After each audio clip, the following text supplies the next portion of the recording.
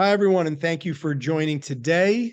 Today we have Maria Madison, who is the Interim Dean, Brandeis University. A trained global health researcher, Madison holds a doctorate in population and international health from Harvard. She joined Brandeis with over 2 decades of international experience designing, implementing, and managing various projects and studies, including clinical drug trials and registries, where she oversaw large, complex, multinational teams. An abundance of her work in Africa. She's also president and founder of the Robbins House, a historic building and nonprofit organization focused on preserving Concord, Massachusetts Black history. She's also the trustee of Tufts University, where she holds her bachelor's and master's, and is an associate editor of the journal Health Equity. Thank you for joining us today, Maria Madison. Good to see you. Thank you. Thank you as well. I don't know if I'm still an active editor of HEQ. I think I've become so overextended that some things fall to the wayside. That's one of them.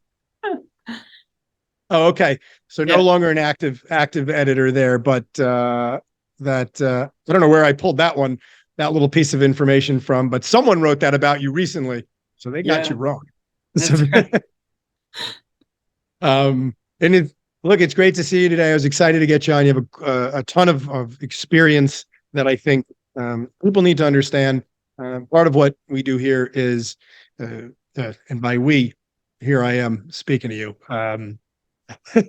So in this interview, what is going on is the intent to detoxify politics and get people to see perspective so they can make better decisions, understand where other people are coming from, and drop the hate overall. I just see too many families and relationships, and people divorcing one another from each other's because of their politics. And my goal has been to really reduce that and hopefully eliminate that, so people can get along better. We can get more of what we want faster for people. We can get better solutions for people.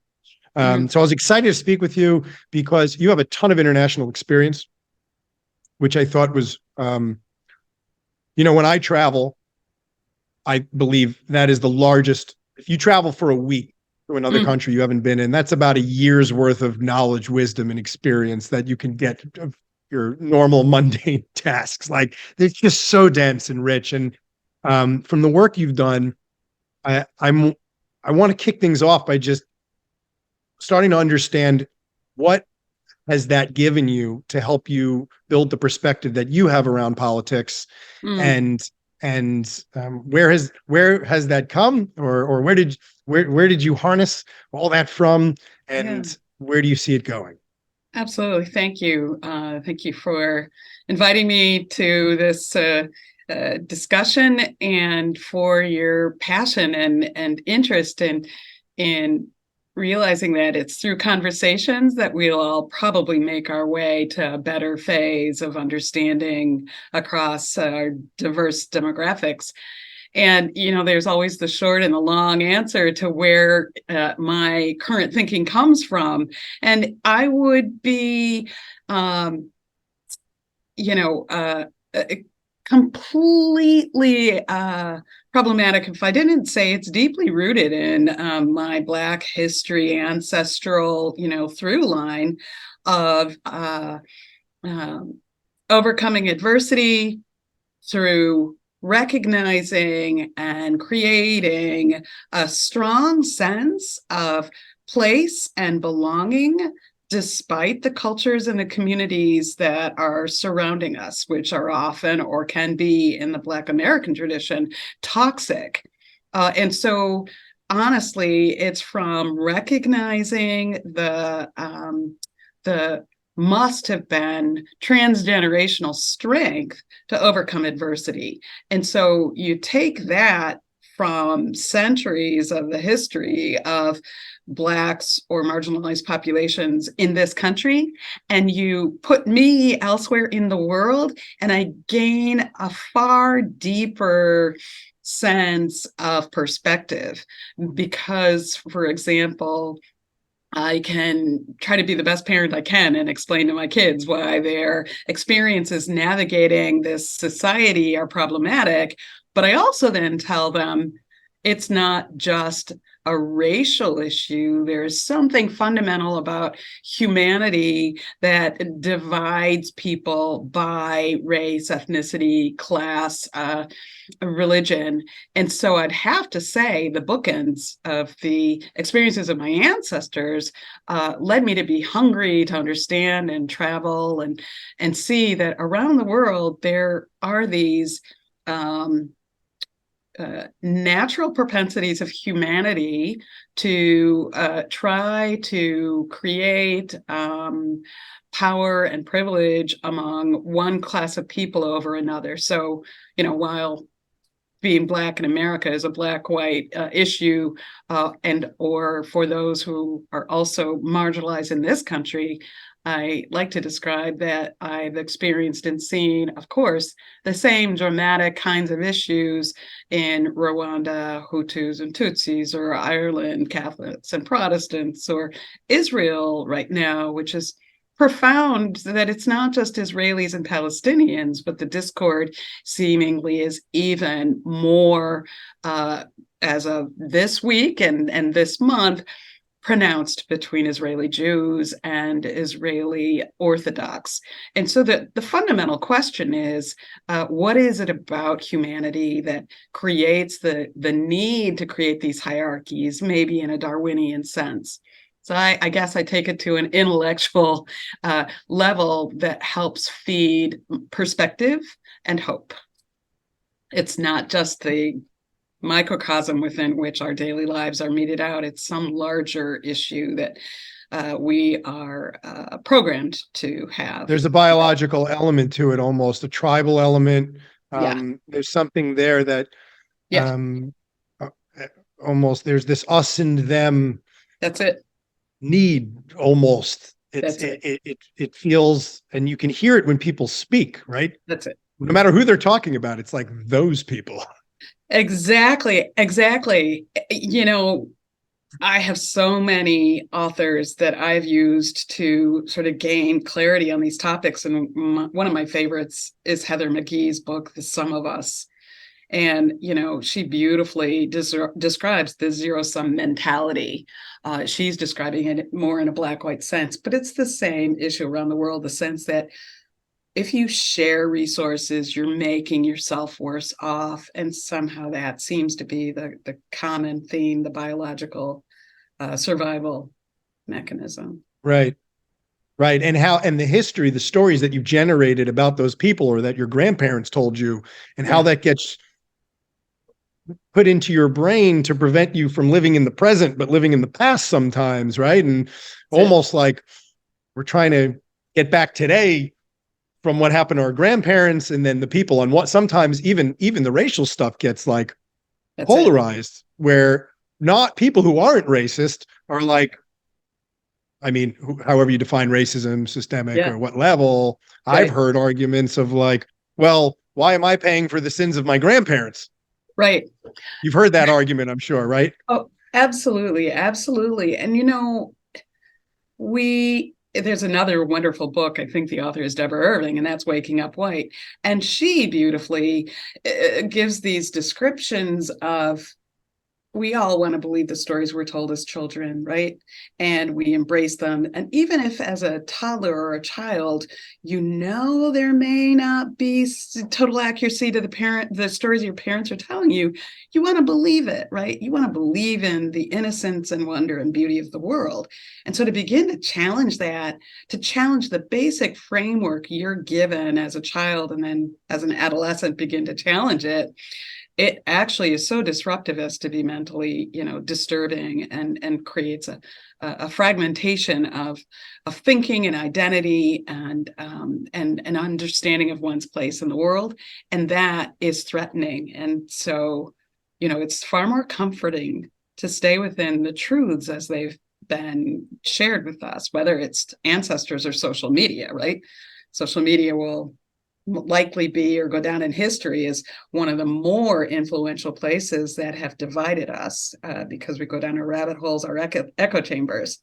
and feed our our most deep ideas. And we don't come out of those echo chambers to learn about or have critical thinking on potential opposing views to advance our ability to think more broadly and more inclusively. Right. Right. Yeah. There's this tendency that I've seen to think of opposing views as you categorize the thing you're thinking about. Let's say that person likes a particular president. Mm-hmm. Well, if you like that president, now you carry all of the qualities that I think of that president. Right. Now you have those qualities. You may have voted for that person for one reason, because whatever that is. But all of a sudden you're like, you're a raging narcissist, or you're a whatever the thing is. And people, then it's almost like they assign values to this like single decision, and then apply these like tons of values. Like, you must have all of these values and you're in this bunch of categories. And I think that is dangerous. That is it. Right? Yeah, absolutely. I think you're absolutely right. That is the danger. And that's kind of the pathway we're on. However, and I can go down and lots of examples of what you just described. However, there are always moments of optimism and progress. And, to put us into contemporary times, Fox News just laid off Tucker Carlson and Don Lemon, right? I mean, and CNN laid off Don Lemon. And so what history does do, and another guy, Hans Rosling, he has this book called Factfulness. History allows us to see that we take one step forward, and sometimes it feels like we take 30 steps back, but we're always edging towards something different. We're innovating and edging towards something different. So, where I may have found a Tucker Carlson repugnant or a Don Lemon repugnant, the stations take it upon themselves to investigate whether this is doing more harm than good, right? They determine their own tipping point. I don't know if the tipping point is determined based on a sense of altruism and a moral compass or financial bottom line. One could argue that. But sometimes we should perhaps ask ourselves, does it matter? Do the means, or does the end justify the means? And I think that's the ultimate question for all of us. If you get rid of these two individuals who are saying things that could fuel the worst inclinations of the most prejudiced people in our communities, whether it's Don Lemon and misogyny, or Tucker Carlson and white supremacy, and if the stations did it to increase their revenue or get more ads posted, if it still achieved the better good, the improving and moving society forward to having a more civil discourse, maybe it should be considered inching forward. Yeah, it's hard to sometimes see the bird's eye view of things, and it's especially now, because you can take offense with anything, and people are fine. The cancel culture situation makes things challenging, where it's like everything is just wrong. But if you look at how far we've come, and where we are in America, this is the best it's ever been, ever, anywhere, period. And that's not perfect. That's right. But it is the best quality of life that you can live. With caveats. Basically hassle-free for the most part. Right? Well, with caveats, right? That statement should never be said in the sense that the defense of gun rights, right? The access to guns, and the support and the substantiation of pack and carry, and allowing the numerous amount of violence in this country. Discord will always exist, but for a country to say, within the context of the level of discord that's fueled by discrimination or fear and hatred, to allow those individuals to immediately have access to guns to solve that discord, that sets our community apart. That is a kind of throwback to the 19th century, right? Or the development of the Constitution and the right to bear arms. It's a throwback to saying we haven't made that much progress in that sense, in the sense So of that is not an inch forward for you. no, not at all, and neither is life expectancy. Yes. So here's the issue, and you are beautifully framing it like a Hans Rosling would. Factfulness. We've made a lot of progress. Our life expectancy has gotten better, but we've also just during COVID have witnessed a period in time that pulled the lid off of the fact that it is a very tenuous kind of progress that we've made in life expectancy, because we lost years. We didn't just lose years of life expectancy, we widened the gap between marginalized populations and privileged populations in this country in the same zip code. So when you wonder about the progress that we've made, one could ask, well, given the wealth or the GDP of our country, compared to Costa Rica or other places with less, with a worse economy, why other countries seem to have better health outcomes, why other countries have longer life expectancies. And so, one could say, how should we hold ourselves accountable to the definition of doing well or doing better? Because we are not doing as well as we could compared to some resource-constrained settings that have better maternal outcomes than, Black women in many zip codes in this country. So it is a delicate balance to describe we're doing better, but given our economy or given the kind of capitalism and democracy that we market, we should be doing much better. Yeah, there's plenty of room for improvement. And, I want one of the things around this that I wonder, especially through COVID, is I didn't see one, maybe there was one, but I didn't see it. Piece of material put out by, say, the CDC, local government, state government, county government, whatever association that was blasting out information about what to do to be safe. I didn't see one of them that was speaking to the importance of exercise and nutrition. And I was just surprised. And this is something that before the vaccine came out, even, it was like, look, we don't know what's coming. We don't know a lot about this. The best thing you could do is build your immunity up. Yeah. And I didn't see anything about that. And I was on my neighborhood calls and telling people who are a lot older than me, like how important it was, especially now, to like be the best you can be, because when something hits you, you need to be able to fight it well. Doesn't matter what it is. So let's regular exercise. I was just wondering what your thoughts on. Yeah. Well, it's a yes and conversation, right? Yeah. Because you're referring fundamentally to the social drivers of health.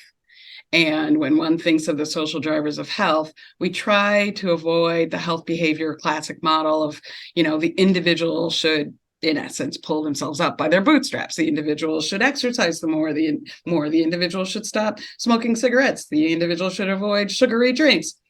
However, the United States in particular, and of course the model is mirrored around the world in relationship to how we treat others, has relegated populations to certain zones, red line zones in this country, where we provide not only worse access to healthy foods, worse access to nutrition and open air and biophilia, forests and greenery, and access to safe streets and just self-determination in those spaces.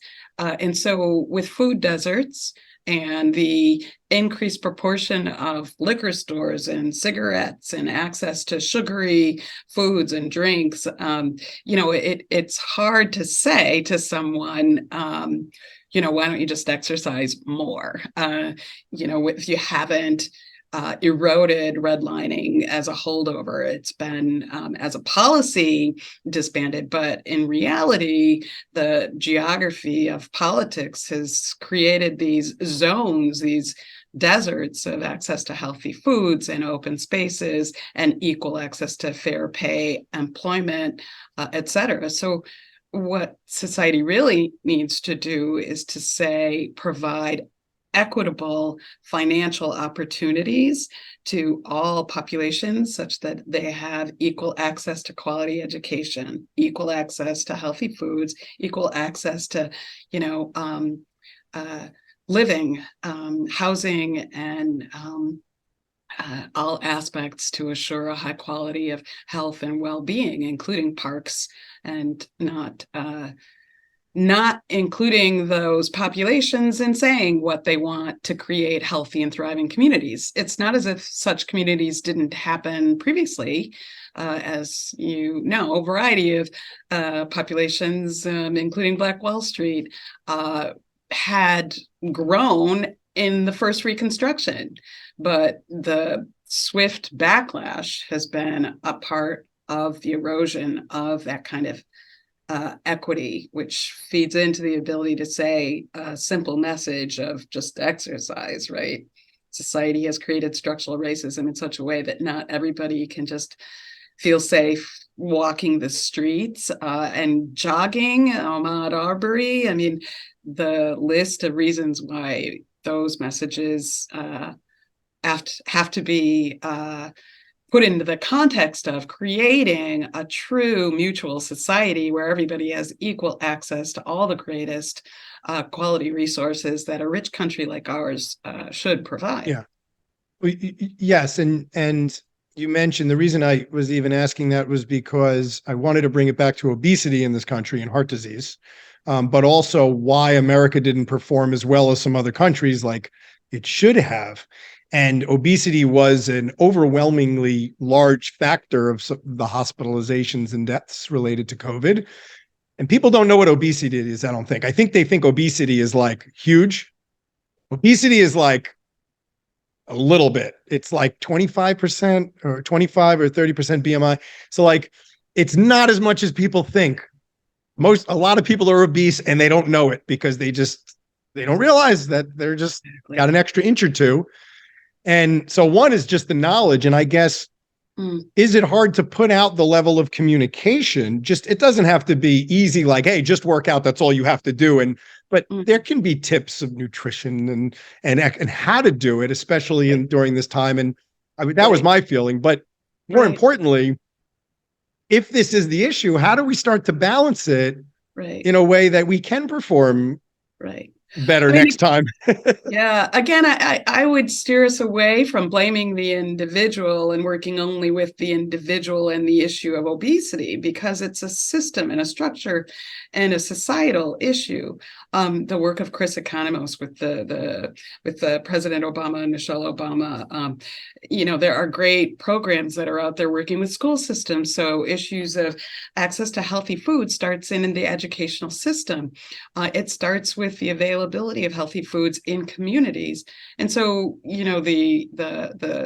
I believe the sad truth is the growth of obesity across the country writ large is not just endemic, but it is an example of perhaps the kinds of policies that have promoted the growth of profit over mutual benefit societies, profit over understanding how if you help one community do better, we all do better. If you help the health of one community have access to healthy food and avoid food deserts, then you're actually reducing the overall health cost for society, and you get to reallocate those funds to other things for the GDP writ large.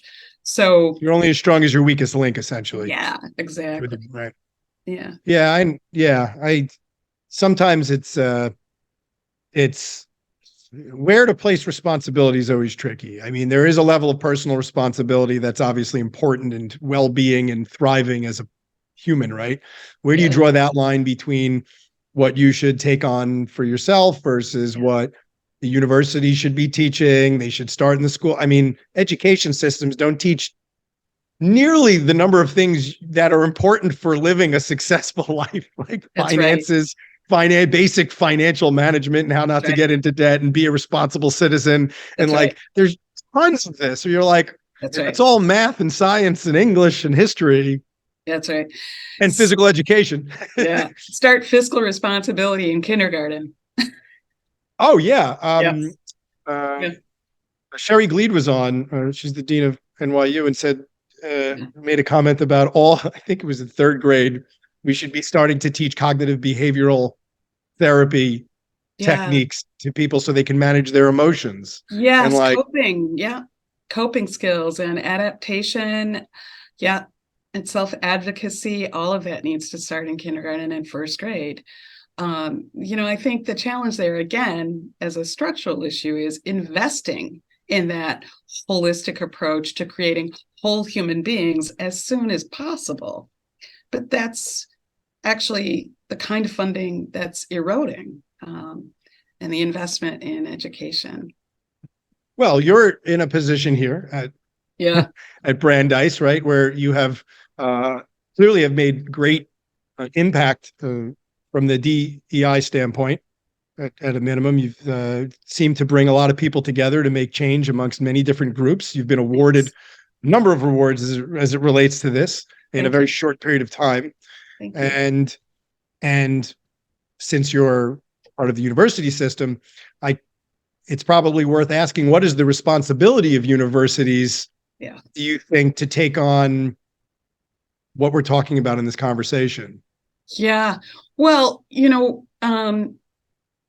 lots of answers to that, because I think you've probably heard the same data I have, that decreasing proportions of high school graduates want to go to college because they don't want to be or incur that debt, right?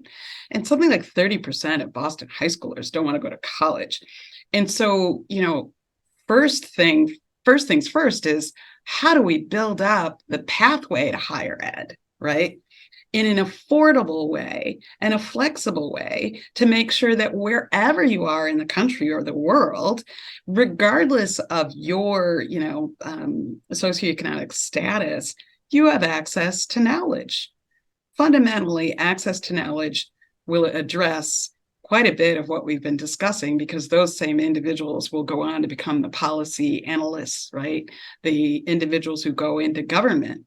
So if you then assume that you're going to be successful in creating that pathway of equal access to quality education and information, and they do find their way to higher ed, then our job is to make sure that within that more inclusive approach to higher ed, that we create a system that looks at our structures, our institutes, the psychological and behavioral aspects of the community, because the only way people are going to learn is if they feel respected, included, and reflected in that pedagogy, in the syllabi, but also in the building. And so that is the transformation that starts at the top and is filtered all the way through that educational community. And what you're fighting against is centuries, if not generations and centuries, of people who have been alienated or segregated or discriminated against in the community, who have probably experienced those 4 eyes of oppression, right? So you're bringing into these environments, hopefully, an increasingly diverse population, because of the demographic shift that is increasingly majority minority, who are increasingly less able to pay for these expensive degrees. And you're putting them in a big, mixture of people, some of whom want that diversity, and others who believe in the replacement theory, that these growing populations of other individuals will take away their resources and push against it. So you've got these folks coming in who have experienced not just the oppression of institutions or interpersonal, but they've also lost their self-confidence, that intrapersonal oppression, the belief that you can't succeed. So there's a lot that has to happen to get people to the higher ed. And then once they're in higher ed, there's a lot that higher ed has to do to transform how it can meet the needs of every new incoming generation, right? And not saddle them with debt. So inspire everyone to know and believe that they are going to be prepared for this next era of the workforce, which you and I both know is this dramatic, inflection point. The jobs that a lot of folks were going into in my generation when they left school, high school in particular, are being replaced by by AI, right? Entry-level jobs. So how are we then not just creating the pathways, not making high success outcomes for people in these institutions, not saddling them with debt, but preparing them for the jobs of today and tomorrow that are, primarily going to be influenced by open AI and algorithms and new ways to approach policy jobs in every version of that, or medicine and healthcare and education, everything that we're training the new workforce of tomorrow to do. And they're Gen Zers. They're digitally savvy, but not every population has had access to broadband. So how do we make sure that we're a part of providing broadband access to folks who had to go to a hotel to access broadband to do their high school homework, study in the bathroom at the hotel to get access to broadband while, keeping the rest of your family quiet in the hotel room next to you if you were, or a housing situation that, already put you behind. There's a lot of work to do. Yeah, those types of resource constraints can make it particularly challenging.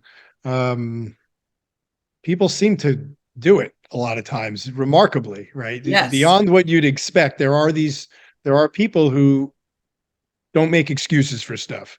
And somehow, and a lot of the way that I think about things is and it's hard to do this, but you're a collection of ultimately a summation of your choices, but also a summation of your excuses. Yeah. Well, and your context, right? Yeah, it's harder, and it's a lot harder for some than other to get themselves out of certain situations. But at the end of the day, there is someone has to say, okay, the path set out for me is that, or I'm told, or that with all these restraints is not the one I'm going to do. And I am going to work in the bathroom if I have to study and whatever that is. So, I mean, adaptive capacity. In the same way we were saying kindergarten through third grade, we should be teaching kids, fiscal responsibility or whatnot. They also would need to learn adaptive capacity. And sometimes the way to teach adaptive capacity is for a parent to get out of the way, right? And let students discover their strengths and their weaknesses at an early age so they can also discover their innate superpower. And then, for those that have access to fewer resources to discover that innate superpower sooner, society still needs to try to address or redress the deliberate differential in how resources were allocated. So, those societies that have less access to broadband, well, why can't they have equal access to broadband if in the same zip code someone else has it? I believe in teaching and training and allowing for adaptive capacity to grow, but also discriminatory practices that create the differential access need to be addressed. So if broadband is, I'm sure it's a large issue. I know I've learned recently that something like 2 million people in this country don't have access to clean water or water at all. Right. Mind-boggling, right? Or there's a nonprofit out to work with that. And that's crazy. It's crazy. It doesn't even happen by accident. The numerous number of cases from Flint, Michigan to Mississippi and across the country, where in some instances it was by design, not necessarily that someone said, oh, let's put lead in that water, but someone said, let's not prioritize those pipes to be upgraded so they're no longer lead pipes. or in the case of Flint, where someone said, we're going to change our water system. And so to do so, we're going to divert, the access to the current pipes to less clean water, and not worry about who's on the other end of those pipes. And then even after recognizing the gradual elevated levels, they don't even have to be elevated levels of lead. There's no safe level of lead. Discovering lead in children, it took a long time of the community having to advocate to be provided with bottled water, which you can imagine how difficult that is. So again, it's a structural problem for which oftentimes the community is and has been historically the driver in righting a lot of those wrongs and correcting what sometimes non-representative governing bodies, problems that non-representative governing bodies have created. Again, it's how can we create societies that have mutual respect for all its population? Well, first you have to remove money from the equation. Yeah. So this is. Or do you? You just need to add money to the equation. Yes, in different capacities. Yeah, and this has now just come up where it's becoming clear that the level of, when it comes to lobbying and corruption and government and policy making, that this is one of the larger pieces of the equation of why things are done the way that they're done and why a lot of inequity can exist. Now you talk, and then you add the level of profit motive of companies and where they're going to put their resources. And you say, well, could it be a racial thing, or could it just be, it's possible. It could also just be, in some cases, the idea that this group has nothing to offer us and we cannot profit well. It's too expensive to make the change and we can't get a return back. So it's not a problem for a for-profit company in a capitalist environment. That's a problem for government or nonprofit unless we change the structure of what it means to make money. So it's prisons are a similar kind of thing, right? Oh, yeah. The conversation of what should be private and what shouldn't, but right. The reason why has become, I mean, it seems clearer to me that these there's these levels of corruption, lobbying, money. Who can we make money off it? Who's providing the service, and how much can be made? And even in COVID, this was a conversation. That's right. Right. Of how much money firms are making, and should people be able to make money on this? Maybe they should if they're solving a real problem. Right. But well, I mean, the ultimate question would be, where are the regulatory authorities and agencies who were reviewing the profit margins, right? So one could say in the case of pharmaceutical companies that they need the profit margins to turn it back over into R&D, research and development, right? But then one could also ask, when did the gap between the C-suite grow and the worker, in the lowest ranks? When did that grow and why? And where does the profit go? And what were the increases in salaries for that top C-suite? And did that need to happen? What's the return on investment of that growing gap between the wealthiest and the worse off in the labor market? So, when we think about all of this, I believe, again, going back to Heather McGhee, one of the answers and important thoughts is to help people recognize that we're all better off, and as you said earlier, when the worst of us are cared for. And there are numerous venture capitalists that are beginning to show this. A couple of folks that are extraordinary are Mitch Caport and Frida Klein. And they just published a book called Closing the Equity Gap. And what they've been demonstrating to the venture capitalist community is that investing in communities to help create their own capital in innovating ideas that move society forward actually has an incredible return on investment for the venture capitalists. And so, you see the same with businesses and banks that have been investing in communities, demonstrating, that investing in some communities will increase not just the health and well-being of those communities, but creates a thriving economy for many organizations or communities. So there is evidence, there's plenty of evidence that when you help marginalized populations to come up with their own solutions, which they've been doing since time immemorial. One has to ask, why are barriers always put in the way of successful, thriving communities? Again, the first Reconstruction is the greatest example. And all the way through to, the modern civil rights movement, there are examples of populations trying to do exactly that, create thriving, equitable communities, but the policies are put in place to redirect the funds to create profit for other groups.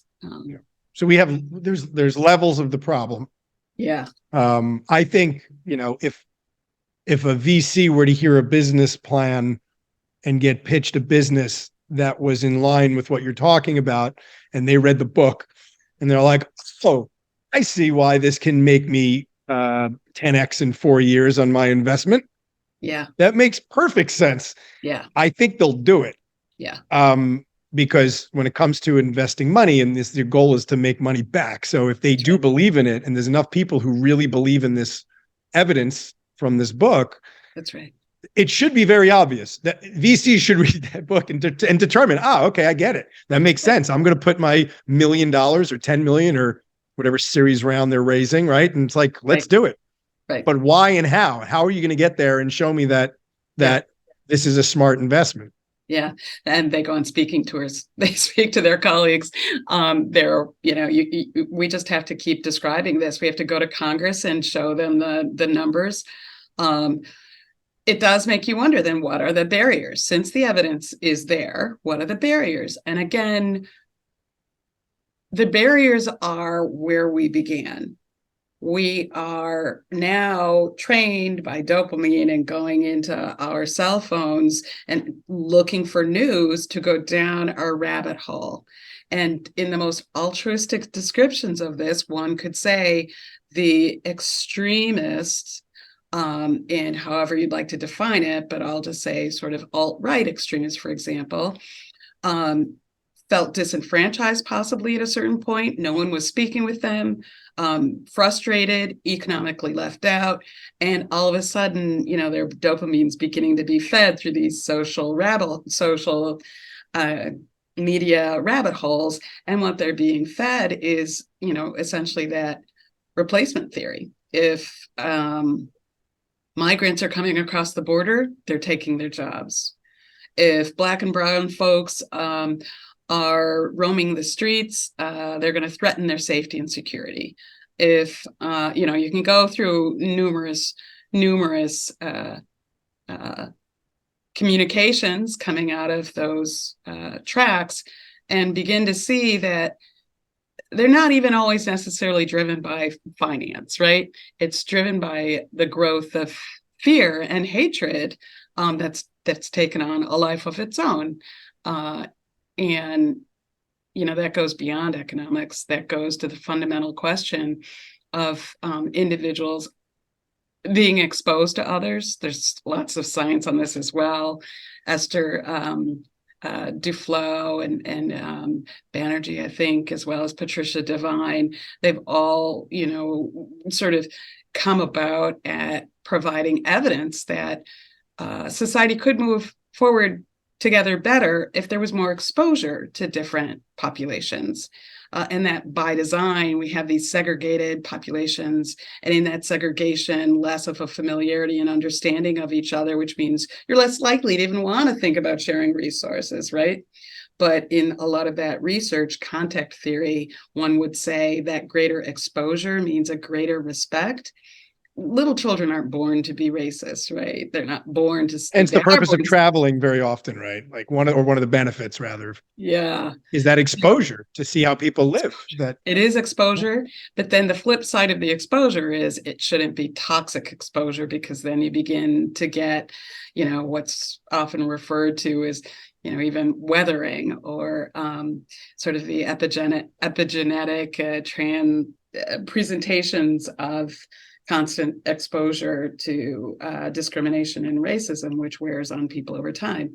So society needs a transformation that says perspective taking, stereotypic replacement, and exposure through whatever means can provide respectful presentations of other cultures, so that one begins to build a sense of empathy for others, and then add some sense of sharing resources, right? Right. Because the more that happens, Yeah.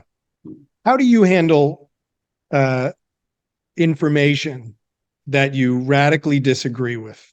Mm-hmm. What is your process, your cognitive process, when Yeah. you hear something that it doesn't resonate with your inner being or your knowledge or your anything that you've experienced? Yeah. But Yeah.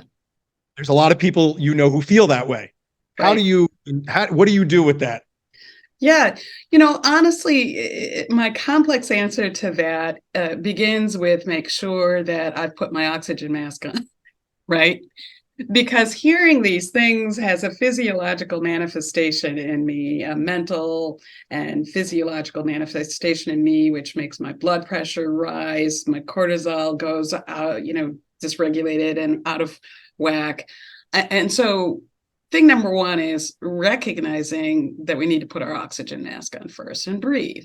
Ironically, the process of breathing slows down our thinking. And now this is more like, right, thinking fast and slow in the common sense. But if you practice these sorts of things in the moment, it's something along the lines of recast theory. When you practice these sorts of things and imagine scenarios where you're constantly experiencing some sort of microaggression or aggression or, any kind of assault, think about how first can you protect yourself, right? You might actually need to use your fight or flight response and separate yourself from the situation. But let's say you have breathed into it and you want to help move the conversation forward. All of this sounds beautiful as I'm describing it, right? Because we're not in the moment right now. But in the ideal world, you would be able to build your adaptive capacity to get to these levels of thinking where after breathing, you ask yourself, what question can I ask this person that will help me understand where they're coming from? And open up their willingness to have a conversation on it. So, then after you've breathed through it, the next thing I would do is think about what question can I present to help us come about at a better understanding of each other. So it's like reading the situation, beginning with myself and the other person, making sure it's safe, and then recasting the conversation and hopefully, coming about it. You don't have to come about it in agreement, but at least coming about it respect for each other's different opinions and or continuing the conversation so that you begin to share resources and references so that, either you discover that your critical thinking on the topic is poorly informed or insufficiently informed or there is, but some way to open up the conversation to continue having it if you desire to do so. Otherwise, always safety first. I don't know. Right. Does that help answer? Oh yeah, no, absolutely. Yeah. And there's a follow-up to this, which is, say you begin to agree. Now, I'm not even going into right or wrong here. Like, right or wrong is such a strange thing to talk about when it comes to like complex issues that I believe most people are coming from a place of decent values, that they want the right things for the world and peace and no homelessness and good schools for their kids and safe places. Just have the approach. Some people think there needs to be a lot of guns. Some people think there needs to be no guns. But how do you then start to open your mind to be willing to hearing something different? And I guess what I'm trying to get is how to encourage people to do that, where there are times, I'm sure in your life and in mine, where I've felt this escalated commitment for 20 or 30 years where I've thought a certain way. My parents told it to me. Whatever it was that you've read, you've gotten into arguments with people about it and had to walk out. I don't know, but like whatever that was, you've grasped on, and then you may have to feel a new piece of information and accept it. Yeah. How do you do that? I mean, honestly, it also has to do with how the information is conveyed, right? And so I truly believe that we have to first go down the journey of cultural humility, which means suspending disbelief in your own judgment and doing that all the time. It's a constant practice of asking yourself where you developed your own belief so that when you do get into that conversation, you are more prepared to suspend disbelief. As crazy as that sounds, suspend disbelief so that you can entertain perspective taking, why that other person came to that thought. And you'll either come out on the other side validating what you thought originally, or you might even say, I'm going to go back and investigate this further. So allowing yourself, before you even get into those conversations, to constantly be in a state of humility and inquiry about your own beliefs and judgment. And I think, that's a scary place for people who feel their entire careers are about having to demonstrate and prove their knowledge. You can't, couldn't go to a surgeon and say, suspend your belief and, the best practices for a particular case. And yet they do it all the time, right? Yeah. They're always, which is the scary thing about ChatGPT and OpenAI, but they're always going to second guess themselves and get a second opinion to make sure that what they think they see is actually accurate. Even if they've seen it 1,000 times, they're always going to have something in their mind that says, what if I'm wrong? How would I prepare for that if I am? What can I do, in the instance where I discover that I am, or if I could be wrong, what kinds of alternative plans or approaches could I take if that's the case? Yeah. And that cultural humility, or as Pete Peterson calls it, civic humility. Yeah. The ability to do that gets harder depending on the issue. That's right. And it gets harder. It depends on where you're triggered. That's A right. lot of people are triggered at different things where it doesn't, if you just say something, they'll just flip out. It doesn't matter what the like That's right. you can make one comment, and it comes down to the approach as well. And then of course, on the other side of this is like, what things don't deserve skepticism at all. Yeah. Right. Where, climate's an interesting one. Right. Exactly. Right. Where I have spoken to a lot of people now, and like, I haven't spoken to any, like, including people in Congress, and I'm not hearing a lot of people, at least the ones that are denying climate change. They deny the severity. They deny, not the severity. They have different priorities around the issue. There's an extreme group that denies, specific, is like, it's not happening at all. We shouldn't be I do believe that most people, especially people who are like farmers and into energy and resources, like, these people need to maintain land and think about land in a healthy way. And funny enough, a lot of them are actually even Republican, right? And they do think responsibly. They do think about how to care for nature and the environment. Yeah. It's almost, but when it comes to the policy, there's right. So I guess the question is, where's the skepticism? What do we allow for in that conversation? Because the thing that the media and the thing we want to think, I guess, is that, like, those people, they're climate deniers. And I've had other people on this podcast call them climate deniers. And I'm like, that's like a group. That's not the mainstream amount of people who believe in responsibility around this issue. Yeah. I mean, again, I think it's about root cause of our ideology, trying to understand what brings someone to their level of opinion or perspective on a topic. And climate change, again, what's the true driver behind that belief? And it comes back to asking the question of, one way to put it is, what's in it for you if you believe one way or the other? Who's worse off and who's better off based on your opinion? And Right. engaging in that conversation. And if they're less familiar, and here I sound a little patronizing, so my apologies, but if they're less familiar with the people who are worse off because of the drivers for climate change, then it's an educational opportunity. But how you Sure. go about that education, in my mind, is storytelling. Yeah. And if possible, asking them to tell stories about either moves that their ancestors had to make and why, right? So coming back to things that are both stories that they could share that might help bring about an intimate relationship to the topic.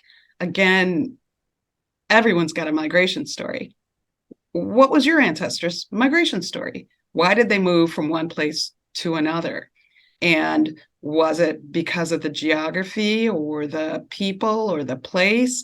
What are all the different reasons in which your people moved around? Oh, that sounds like a story I heard from a small population, an island off the coast of Papua New Guinea, who they have, no technology in relationship to the US that's contributing to global climate change, and yet they're the worse off, and so they're going to have to move. What do you think that would be like? What do you think the kinds of issues are for them right now that might relate to your family? So relative scenarios can help.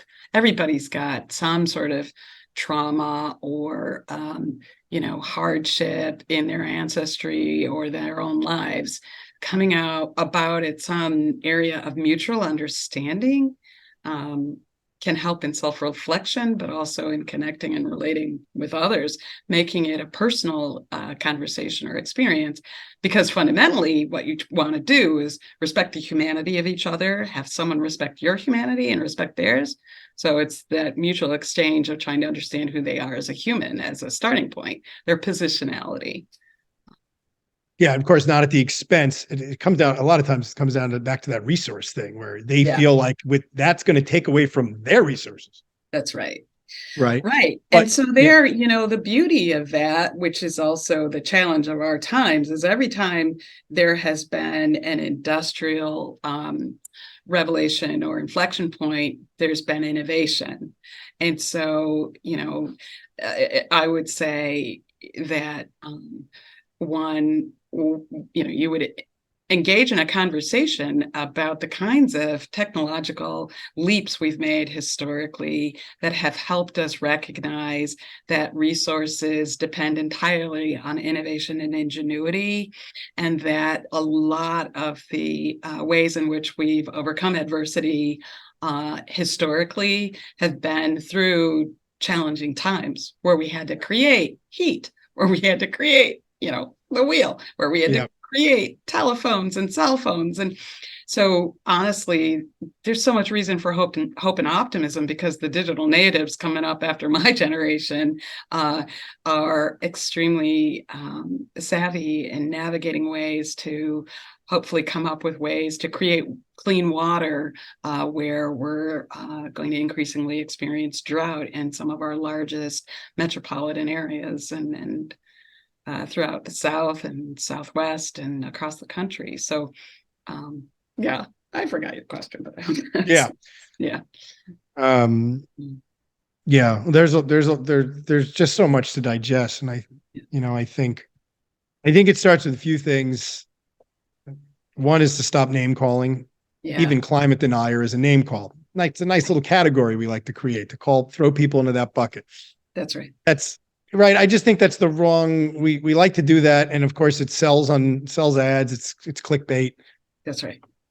And I think that's the first thing. Stop the name calling. You got to just stop the name calling. It's like, whether you agree or disagree, name calling is bad on all levels to categorize people and, genericize in that way. You stop the conversation and the learning when you do that, when really what you want is to open up the conversation through mutual respect and recognizing each other's humanity and asking how people have developed their thinking, their thoughts. Yeah, but thinking's easy, and that's why people judge. That's Exactly. Carl Jung. Yeah, well, and kind of in just thinking fast. It's what we do. We don't take the time. We don't have always the time to sift through the millions of bits of Not information. economical. That's right. Yeah. It's I love that book. Yeah. I think it was one of the most influential books I've read around just cognitive bias. That's right. Right. And like how many filters we have before we actually get to like what could be truth? What, what is, so then you start to ask yourself, and I love asking this question, like, what is truth? What is a fact? Do we even speak from the same lexicon when we're talking about even these categories? That's right. What is your definition of a Democrat and a Republican? That's right. In this country or another country? Based on what information? Your parents, like, what is that definition? What is a fact? People throw that word out like, oh, I have the facts. And it's like, what facts do you have? The news, the news's interpretation of an interpretation of an, you weren't in the room. So that's right. How do we get closer to that? Other than, I think people need to read the bills personally. If you want real information, you got to read the bills. Just go right to the bill. Spend the time, learn it. Now, that's what the bill says. That's source, at least, Right. On the other hand, the bills have margins, right? They have margins on the side, between the lines, and it's in the interpretation, which is why we have a Supreme Court, which is why we still are in an era of questioning whether politics are influencing our most supreme of Supreme Courts. So, we have legislation, we have laws, we have policies, we have a constitution, we have bills, but they're only as good as the individuals we vote on to represent us, to interpret the bills in an equitable way. So how do you get more good people to run for these positions who know that, look, it's hard to be a politician. Like whether you like them or don't, they have some level, they have what it takes to be in that position. Call it narcissism, call it whatever you want. They're willing to do the work. And I, to a degree, respect all politicians, because if you're on the, in your armchair, pointing at the TV, yelling why they didn't get the touchdown and why they didn't change the bill and why they didn't get it, then that's your attitude on things instead of getting involved and like figuring out how to be part of the solution. Right. But those people are the ones doing it. So then if you're not willing to do it, what are you supposed to do? You should I think you should take a little bit of a backseat of like how emotionally invested you get into the intellectual sports you're watching. Yeah.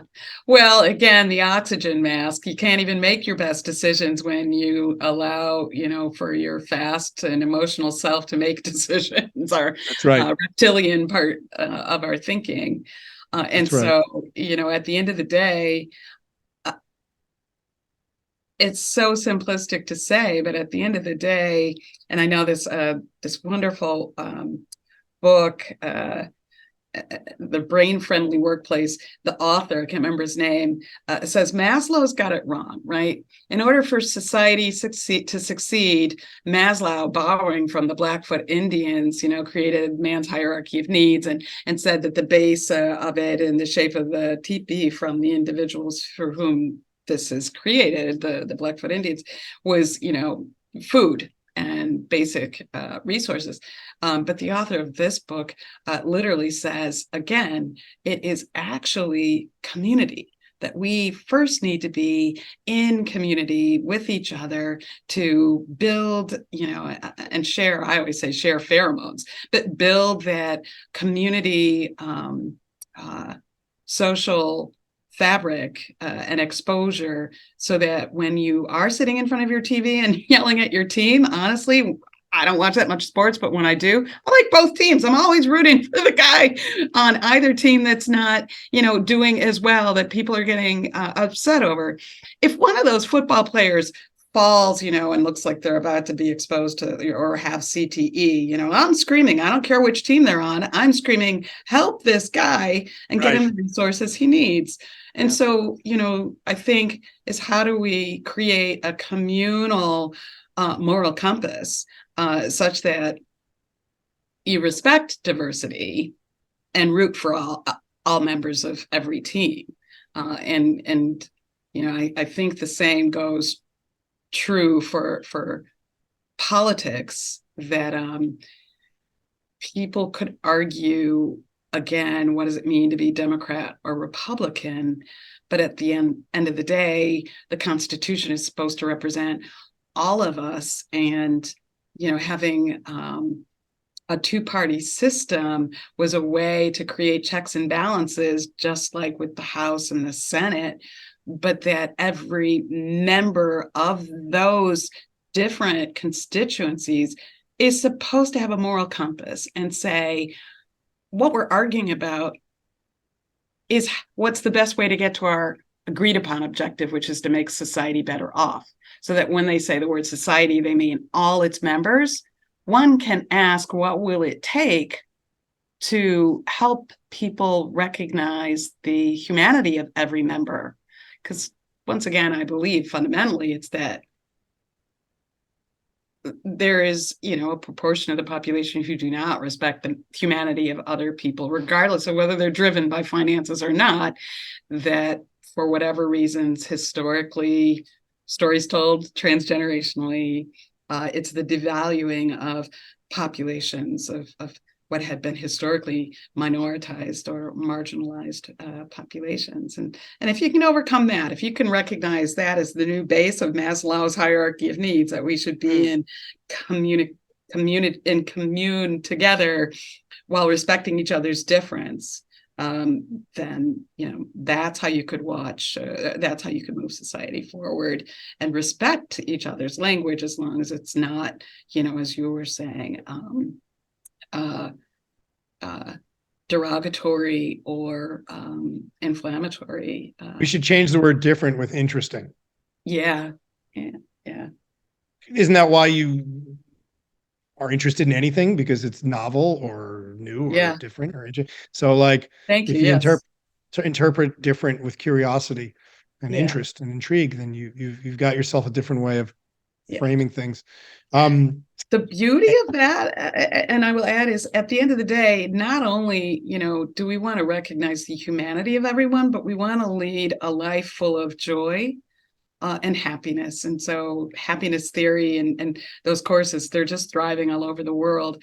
But in the simplistic, most elemental way, awe feeds our brain. And being in a state of awe means always being exposed to different or interesting things, because they fuel our sense of wonder and they fuel happiness as well. Yeah.